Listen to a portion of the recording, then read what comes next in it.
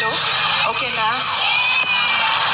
Sir, pakihanap nga yung inutusan ni Marcos na patayin yung akin.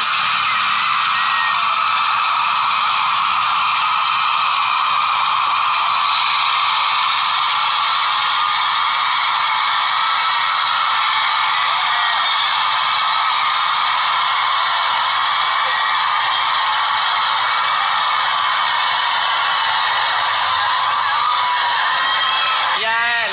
Dahil sa mga ganyan, nakakasuhan ako eh.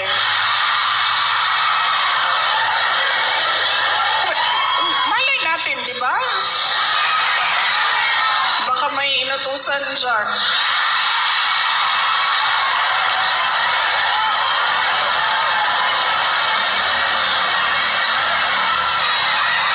Okay.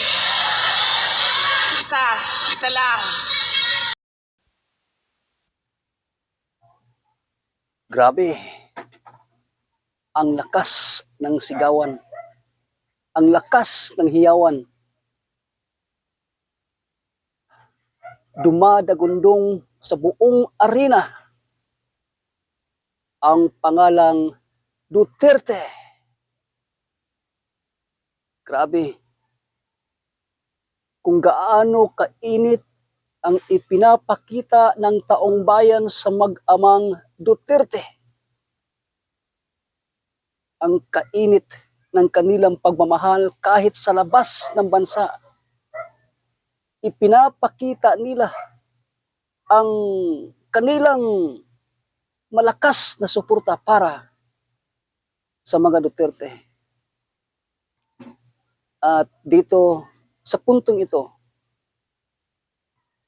malalaman mo talaga kung gaano kamahal ng taong bayan, kung gaano kainit ang pagtanggap, kung gaano kalaki ang pagmamahal ng taong bayan sa mga Duterte, sa mag-amang Duterte. Dahil sa video na ito, ipinapakita ang lakas ng mga Duterte. Ipinapakita kung gaano kainit ang pagtanggap, ang pagmamahal ng taong bayan kahit sa labas ng bansa. Grabe, walang kasing katulad sa buong buhay ko. Kung gaano kainit ang ipinakitang pagmamahal ng taong bayan sa isang politiko, walang kasing katulad noon pa man.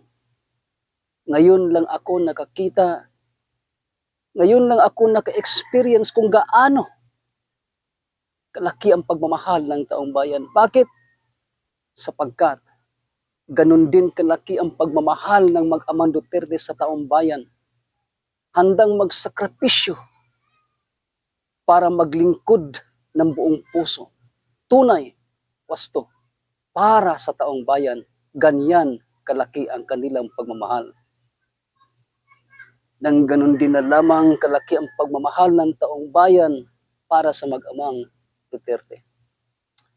Sa puntong ito masasabi ko na sa bawat video na pinapanood ng mga kalaban habang nanunood sila at habang nakikinig sila sa malakas na hiyawan, malakas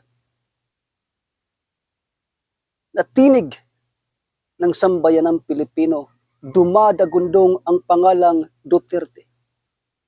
Mas lalong nasasaktan, mas lalong naiinggit, at mas lalong lumalaki ang kanilang mga sugat. Dahil hindi nila tanggap na gano'n na lang ang mga eksena na kanilang nakikita at napakinggan.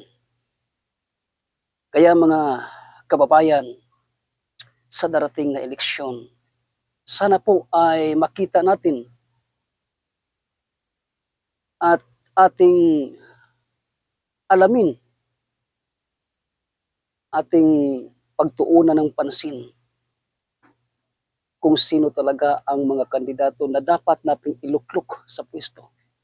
Yung mga kandidato lalo na po sa pagkasenador na maipakita nila ang totoong paglilingkod sa taong bayan at nasa atin po kung sino ang ating iboto at sana maging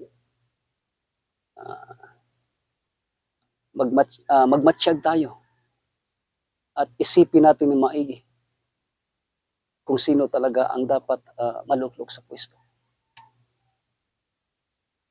At sana po ay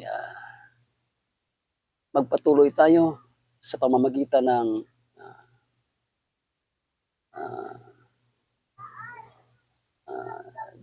basta bigyan natin ng halaga ang